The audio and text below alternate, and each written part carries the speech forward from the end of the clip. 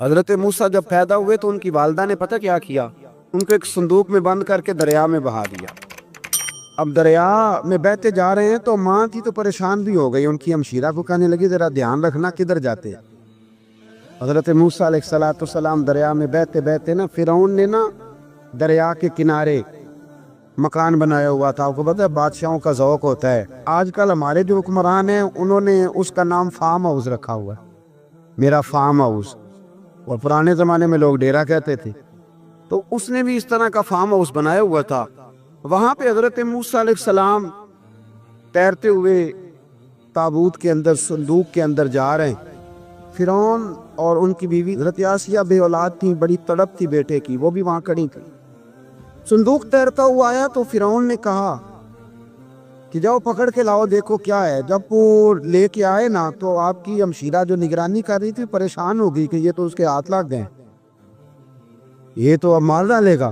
لیکن جب خوبصورت اور چمکتا ہوا بچہ دیکھا تو بی بی آسیہ کہنے لگی یہ بنی اسرائیل کا ہے ہی نہیں، یہ تو پتہ نہیں کہاں سے بہتا ہوا یہاں آ گیا ہے، تو ایسے ہی چھوڑ، یہ پتہ نہیں کہاں سے ہے، رکھ نہ لیں۔ تو حضرت موسیٰ علیہ السلام وہ کہنے لگا نہیں انہی کے ہیں، موسیٰ علیہ السلام اسی کے ہیں۔ تو آسیہ کہنے لگی تیرے تو سر پہ نا بس بھوت ہی سوار ہو گیا، ہر وقت وہی لوگ تجھے یاد رہتے، یہ پتہ نہیں کہاں سے بہ کے آیا۔ اب رکھ لیا، مان گیا فرعون۔ آپ فرعون کے گھر میں جو اس لیے بچے مروا رہا تھا کہ میری سلطنت حضرت موسیٰ پیدا نہ ہو جائے، تو اسی کے گھر میں پرورش پانے لگے، اسی کے گھر میں۔ اب عورتیں منگائیں گئی دودھ پلانے کے لیے، تو حضرت موسیٰ علیہ السلام کسی بی بی کا دودھ نہیں پیتے، تو آپ کی ہمشیرہ نہ وہیں دائیں بائیں گھومتی رہتی، تو کہنے لگی جناب آسیہ سے کہ میں ایک بی بی کو جانتی ہوں، بڑی صاف ستھری ہے، مجھے امید ہے یہ بچہ اس کا دودھ پیے گا۔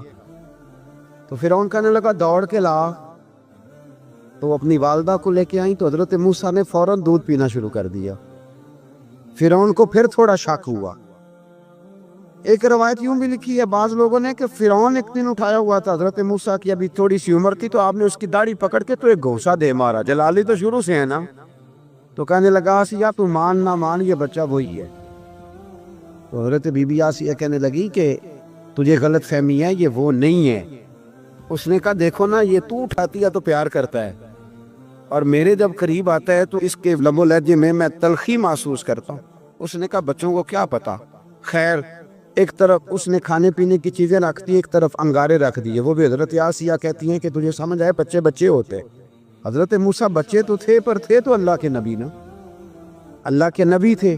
جب اس نے کہا نا یہ بچے ہیں، تو حضرت موسیٰ علیہ السلام بجائے انگاروں کی طرف جانے کے نبی تھے، وہ سیدھے کھانے پینے والی چیزوں کی طرف بڑھنے لگے۔ فرعون کہنے لگا اب بتا، اللہ تعالیٰ نے حضرت جبریل کو بھیجا، انہوں نے کہا ادھر نہیں جانا آپ ادھر جائیے، تو آپ آگ کی طرف گئے اور ایک کوئلہ اٹھا کے زبان پہ رکھ لیا۔ تو آسیہ کہنے لگی سمجھ آئی، بچے کو کیا پتا کدھر جانا ہے کدھر نہیں جانا، اگر وہ اتنا ہی خیال ہوتا وہی بچہ ہوتا تو آگ۔ اور بعد مفسرین نے لکھا ہے یہ جو حضرت موسیٰ دعا مانگتے تھے نا رب اشرح لی صدری ویسر لی امری، یہ وہ آگ کا انگارہ جب کوئلہ منہ میں رکھا تھا نا تو اس کی وجہ سے زبان میں کچھ لکنت آ گئی، تو آپ دعا کرتے تھے کہ یا اللہ میری زبان کی وہ بند گرا کھول دی تاکہ میں کھل کے فرعون کے سامنے بات کر سکوں۔ وہی حضرت موسیٰ پلنے لگے، وہیں پلے، وہی جوان ہوئے، وہی اللہ نے ساری دولتیں دی، بہن بھی ملی، ماں بھی ملی، اور سارے عزیزوں کا پیار بھی ملا۔ اسی گھر کے اندر اللہ نے پرورش کر کے فرعون کے ظلم سے بنی اسرائیل کو نجات عطا فرمائی۔ کہ موسیٰ پھر فرعون کے گھر میں پلنے لگے، اور جب جوان ہو گئے تو فرعون کے ہاں جو ظلم ہوتا تھا حضرت موسیٰ اس پر بول پڑتے تھے، جلال فرماتے، تو فرعون پھر ناراض رہنے لگا، یہاں تک کہ اس نے آپ کو نکال دیا، آپ تشریف لے گئے وہاں سے۔ تو حضرت موسیٰ ایک دن شام کے وقت دوبارہ آئے بستی میں، لوگ سوئے ہوئے تھے، تو دو آدمی، ایک بنی اسرائیل میں سے اور ایک فرعون کی اپنی قوم میں سے، وہ دونوں آپس میں جھگڑ رہے تھے، لیکن وہ جو حضرت موسیٰ کی بنی اسرائیل کی قوم کا شخص تھا اس پر وہ قبطی، وہ جو فرعون کے قریبی لوگوں میں سے تھا، وہ ظلم کر رہا تھا اور بوجھ اٹھانے کی بات کر رہا تھا۔ اب اس نے حضرت موسیٰ کو پکارا کہ یہ دیکھے میرے ساتھ کس طرح کی بات کر رہا ہے، تو حضرت موسیٰ کا ارادہ بھی نہیں تھا، آپ نے بس اس کو سمجھایا، پر کچھ لوگوں کو سمجھ، تو حضرت موسیٰ نے پھر ایک مکہ مارا، ایک گھوسہ مارا، صرف ایک ہی۔ یہ کئی تگڑے اور دلیر اس طرح کے بھی ہوتے ہیں کہ گھوسہ ایک بھی برداشت نہیں کرتے، وہ ایک مارا، آدمی دڑام سے زمین پہ گرا اور ماری گیا۔ حضرت موسیٰ کا ارادہ نہیں تھا، ایک وہ مر گیا۔ حضرت موسیٰ علیہ السلام نے اس بات پر اپنے رب سے استغفار بھی فرمائی، قرآن کہتا ہے کہ انہوں نے معافی چاہی کہ اللہ میرا ارادہ نہیں تھا۔ بہرحال اگلے دن نا حضرت موسیٰ دوبارہ آئے، وہ سنا کرتے تھے نا ہم کہ بیوقوف دوست سے عقل مند دشمن بہتر ہوتا ہے، وہ کم از کم دشمنی تو عقل مندی سے کرتا ہے نا، لیکن جو بیوقوف دوست ہو بیوقوفی۔ حضرت موسیٰ دوبارہ آئے تو وہ بنی اسرائیلی اگلے دن کسی اور سے جھگڑا کر رہا تھا، پھر اس نے مدد کے لیے پکارا تو حضرت موسیٰ کہنے لگے مجھے لگتا ہی ہے کہ یہی عادت ہے، تو خود بڑا جھگڑالو ہے، تو نے روز نیا جھگڑا شروع کیا ہوتا ہے۔ حضرت موسیٰ جب اس کی طرف بڑے نا ٹانکنے کے لیے تو اس نے شور کرنا شروع کر دیا، کہنے لگتا ہے جس طرح آپ نے اسے کل قتل کیا تھا مجھے بھی قتل ہی کریں گے۔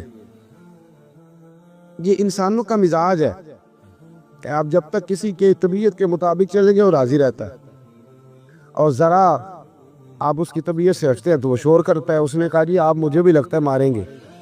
حضرت موسیٰ کلیم اللہ علی نبینا علیہ السلام کے بارے میں جب اس نے شور کیا تو بات پھر فرعون کے دربار تک گئی، وہ تو پہلے ہی بہانہ تلاش کر رہا تھا۔ اس نے کہا ڈھونڈو، پکڑو اور معاذ اللہ شہید کریں گے۔ کسی نے آ کے خبر دی کہ آپ جہاں سے ہجرت کر جائیں، اس لیے کہ آپ کے لیے یہاں حالات درست۔ اور بھائی یہ چھوڑ دیا کریں بات کہ فلاں آدمی کے حق میں فلاں جگہ حالات کیسے خراب ہوئے، تو نبی کریم علیہ السلام مکہ چھوڑ کے کیوں آئے؟ حضرت موسیٰ علیہ السلام نے ہجرت کیوں فرمائی؟ یہ ایک ایسی عجیب بحث ہے جس کو لوگ بلا وجہ چھوڑ دیتے، بلا وجہ چھیڑ دیتے۔ اور بالخصوص ایک خاتون نے ایک دفعہ مجھے پیغام دیا تو میں بڑی اس کی بات سن کے مجھے عجیب لگا۔ وہ کہنے لگی کہ دوسری جگہ میری شادی ہوئی ہے، مجھے طلاق ہو گئی تھی، تو مجھے ایک تانا روز سننے کو ملتا ہے تو اتنی اچھی ہوتی تو وہاں نہ رہ لیتی۔ بھئی یہ کوئی تانے والی بات ہے؟ کوئی ضروری ہے کہ بیوی غلط ہوتی ہے تو طلاق ہوتی ہے؟ اللہ کے محبوب علیہ السلام کی 2 صاحبزادیوں کو ابو لہب کے 2 بیٹوں نے طلاق بھیج دی تھی، کس کی غلطی تھی؟ تو آپ کیا کہہ سکتے ہیں یہاں کیوں طلاق؟ تو اتنی جلدی بات تھوڑی کر دیں گے، آپ تھوڑی احتیاط فرمائیں بولنے میں۔ تو حضرت موسیٰ علیہ السلام وہاں سے نکلے اور آپ مدین کی طرف چلے گئے۔ مدین وہ علاقہ تھا جہاں فرعون کی حکومت کوئی نہیں تھی۔ حضرت موسیٰ جیسے ہی وہاں پہنچے تو ان کے اندر ایک جذبہ تھا، ظلم ہوتا نہیں دیکھ سکتے۔ جب وہاں پہنچے تو انہوں نے دیکھا لوگ اپنے اپنے جانوروں کو گھاٹ پہ پانی پلا رہے، اور 2 خواتین ہیں وہ بالکل پیچھے کھڑی ہیں۔ تو حضرت موسیٰ کلیم آگے بڑھ کے کہنے لگے تم کیوں نہیں پانی پلاتی؟ تو وہ کہنے لگی ہمارا بھائی کوئی نہیں، باپ ہمارا بوڑھا ہے۔ اللہ اکبر۔ مجبوری یہ ہے، ہم ہیں بھی پردہ دار گھرانے کی، مجبوری ہماری یہ ہے کہ جب تک یہ سارے لوگ پانی پلا نہیں لیں گے اتنی دیر تک ہماری باری نہیں آئے گی۔ تو حضرت موسیٰ کلیم اللہ علیہ السلام فرمانے لگے اچھا یہ بات ہے تو جانور مجھے دو۔ وہ ہو یہ رہا تھا کہ چونکہ مرد پانی پلا رہے تھے تو اور جتنے بھی مرد آتے جاتے تھے وہ گھستے جاتے تھے اور عورتیں بیچاری کھڑی تھی۔ حضرت موسیٰ جھٹ سے آگے بڑھے، پیچھے ہٹو۔ ان 2 خواتین پاک باز عورتوں کے جانوروں کو پانی پلایا اور پھر آپ دوبارہ وہیں بیٹھ گئے۔ وہ بیویاں جلدی جلدی گھر گئیں، جا کے اپنے والد سے کہنے لگی ابا جی کمال ہو گیا، اس بستی میں ایک ایسا آدمی ملا ہے جو عورتوں کی طرف دیکھتا ہے تو نیکی کرنے کے لیے آگے بڑھتا ہے، جو مجبور اور بے کس کے لیے اچھے جذبات رکھتا ہے۔ فرمایا جلدی لاؤ۔ کچھ مفسرین اور طرف بھی گئے ہیں لیکن جمہور نے لکھا ہے کہ وہ حضرت شعیب علیہ السلام تھے۔ حضرت شعیب نے گھر بلایا، اپنی ایک بیٹی کو بھیجا، فرمایا بیٹو بلا کے لاؤ۔ وہ جب گھر آئے تو آپ فرمانے لگے آپ میرے ساتھ اجرت طے کر لیں، 8 سال یا 10 سال آپ میری بکریوں کو چرائیں، میرے گھر میں رہیں۔ اور پھر فوراً ہی فرمانے لگے اگر آپ ہمارے گھر میں رہیں گے، دیکھ بھال کریں گے تو میں اپنی ایک بیٹی کا نکاح بھی آپ کے ساتھ کر دوں۔ تو 8 سے 10 سال حضرت موسیٰ نے وہاں قیام فرمایا۔ اور پھر جب اب کا نکاح ہو گیا تو آپ اپنی بیوی کو لے کے مصر کی جانب جا رہے تھے، تو رستے میں نا ٹھنڈ زیادہ ہو گئی، تو اپنی زوجہ سے کہنے لگے وہاں آگ جل رہی ہے، میں تیرے لیے آگ لے کے آتا ہوں تاکہ تو تاپ سکے، گرمی حاصل کر سکے۔ وہاں گئے تو درخت سے آواز آئی، موسیٰ میں تیرا رب ہوں۔ درخت سے آواز آئی، موسیٰ میں تیرا رب ہوں۔ اور حضرت موسیٰ کلیم اللہ، تو وہاں وہی آنی شروع، وہاں وہی اللہ تعالیٰ نے انہیں وہ عصا عطا فرمایا جو پھر بعد میں اژدہا بنتا تھا۔ رب کریم نے وہی حضرت موسیٰ کلیم کو وہی ید بیضا عطا فرمایا۔ اپنا ہاتھ گریبان میں ڈال کے نکالتے تھے تو چاند اور سورج کی طرح روشنی دیا کرتا۔ ید بیضا لیے بیٹھے ہیں اپنی خاص۔ میں کبھی کبھی کہا کرتا ہوں کہ مولا کے دینے کے انداز بڑے انوکھے۔ بھائی یوسف کو کنویں میں پھینکتے تو اللہ مصر کا حکمران بنا دیتا۔ تو پھر حضرت موسیٰ وہاں سے واپس آئے اور آ کر کے آپ نے دوبارہ وہ سارا نظام زندگی شروع فرمایا۔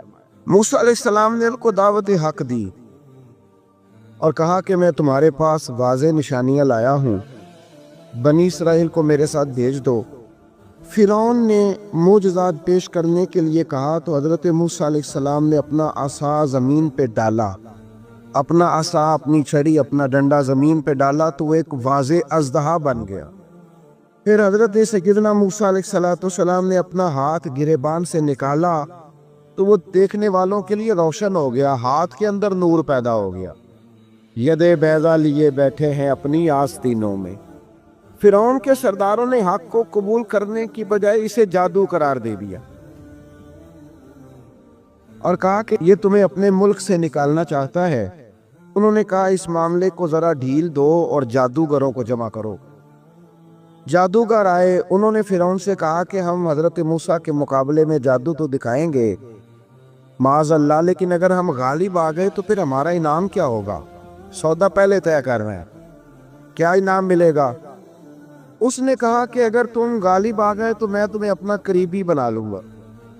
بادشاہوں کا قریبی ہونا بھی تو بڑی بات ہے نا، لوگ بڑے پاپڑ بیلتے ہیں قریبی ہونے کے لیے، اور یہ جو قریبی ہوتے ہیں نا، بالخصوص جو بادشاہوں کے قریبی ہوتے ہیں، بادشاہوں کی تباہی کا سبب بھی یہی لوگ ہی بنتے ہیں۔ یہ ان کو روز خبر دیتے ہیں کہ سب اچھا ہے، سب اچھا ہے، اور دنیا کے زیادہ تر حکمران انہی لوگوں کی وجہ سے تباہ ہوتے ہیں، چونکہ ان کا خود عوام سے رابطہ نہیں رہتا۔ اگر وہ خود عوام کے ساتھ ڈائریکٹ رابطہ کریں تو شاید انہیں اچھی اور صاف ستھری چیزیں سمجھنے کو مل جائیں۔ خیر، جادوگروں نے جب کہا ہمیں کیا دو گے تو اس نے کہا تمہیں قریبی بنا لوں گا۔ جادوگروں نے موسیٰ علیہ السلام سے کہا کہ آپ پہل کریں گے یا ہم پہل کریں؟ تو موسیٰ علیہ السلام نے کہا تم پہل کرو۔ جب جادوگروں نے اپنی رسیاں زمین پہ ڈالیں تو لوگوں کی نگاہوں کو سحر زدہ کر دیا، جادو کر دیا اور انہیں ڈروا دیا۔ انہوں نے کہا یہ تو بڑا جادو لے آئے۔ تو اللہ تعالیٰ نے حضرت موسیٰ علیہ السلام کو حکم دیا کہ آپ بھی اپنا عصا زمین پہ ڈالیں۔ ان کی رسیاں سانپ بن گئی تھی نا، دراصل وہ سانپ بنی نہیں تھی، لوگوں کی آنکھوں پر جادو ہو گیا تھا، انہیں سانپ نظر آ رہا تھا۔ فرمایا آپ بھی اپنا عصا زمین پہ ڈالیں۔ وہ عصا سانپ بنا اور جادوگروں کی ساری چیزوں کو نگل ہی گیا۔ ان کی بہت ساری رسیاں سانپ بنی تھی، ان کا ایک ہی عصا سانپ بنا اور سب کو نگل گیا۔ اس طرح کے معجزے کی حقانیت اور جادوگروں کا بہتان ثابت ہوا اور فرعونی رسوا ہو گئے، جادوگر سجدے میں گر گئے اور اللہ پر ایمان لے آئے۔ فرعون نے انہیں دھمکی دی کہ تم میری اجازت کے بغیر ایمان لے آئے ہو، میں تمہارے ہاتھ اور پاؤں مخالف سمت سے کاٹ دوں گا، یعنی الٹا ہاتھ کاٹ دوں گا، سیدھا پیر کاٹ دوں گا، میری بغیر اجازت ایمان لے آئے ہو، اور تمہیں سولی پہ بھی چڑھوا دوں گا۔ انہوں نے کہا کہ ایمان لانے کی پاداش میں تم ہمیں سزا دینا چاہتے ہو؟ پھر انہوں نے اللہ تعالیٰ سے صبر اور استقامت کی دعا کی۔ اس کے بعد فرعون نے بنی اسرائیل کے بیٹوں کو قتل کرنے کی اور بیٹیوں کو زندہ چھوڑنے کا حکم دے دیا۔ موسیٰ علیہ السلام نے قوم کو صبر کی تلقین کی اور کہا کہ نیک انجام اہل تقوی کے لیے۔ یہاں ایک لطیف بات ہمارے صوفیاء نے بھی لکھی ہے۔ صوفیاء کہتے ہیں کہ فرعون نے کلمہ نہیں پڑھا اور جادوگر کلمہ پڑھ گئے۔ وہ کس طرح کلمہ پڑھ گئے؟ تو کہنے لگے دراصل انہوں نے آتے ہی حضرت موسیٰ کا ادب بڑا کیا تھا۔ جادوگر حضرت موسیٰ کے مقابلے میں آ کے بھی ان سے کہتے ہیں کہ رسیاں آپ پہلے ڈالیں گے کہ ہم ڈالیں؟ آپ عصا پہلے رکھیں گے کہ ہم رکھیں؟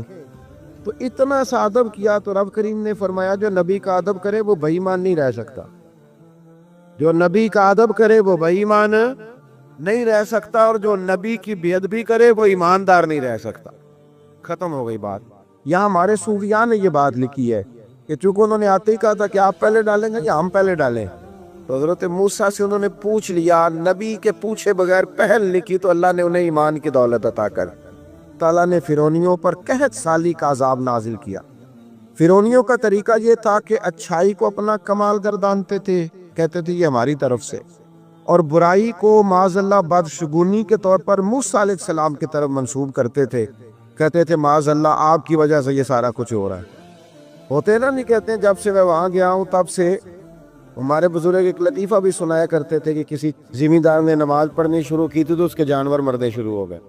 اب لوگ سمجھتے ہیں کہ معاذ اللہ شاید یہ کسی بزرگ کے سبب سے ایسا ہے، حالانکہ یہ تو اللہ کی طرف سے آزمائش ہوتی ہے، اس کی حکمتیں ہوتی ہیں۔ اللہ تبارک و تعالیٰ نے ان پر عذاب کیا نازل کیا؟ آیت نمبر 130 اور 143 کا بھی آپ سورہ اعراف کی پڑھیں۔ اللہ تعالیٰ نے ان پر ٹٹیوں کا، جموں کا، مینڈکوں کا اور خون کا عذاب نازل کیا۔ یہ کس قسم کا عذاب ہے؟ جمعے پڑ گئے، ٹڈیاں آ گئے، یہ اللہ نے عذاب نازل کیا۔ جب وہ عذاب میں مبتلا ہوئے تو موسیٰ علیہ السلام سے کہا کہ آپ اللہ سے دعا کریں کہ ہم سے یہ عذاب ٹل جائے، اگر ایسا ہوا تو ہم ایمان لے آئیں گے، بنی اسرائیل کو بھی آزاد کر دیں گے۔ لیکن موسیٰ علیہ السلام کی دعا کے نتیجے میں جب عذاب ٹل جانے کے بعد فرعونی پھر اپنے وعدے سے پھر گئے۔ بنو قریظہ والوں نے بھی کئی دفعہ حضور سے وعدے کیے پر اپنے وعدوں پر قائم۔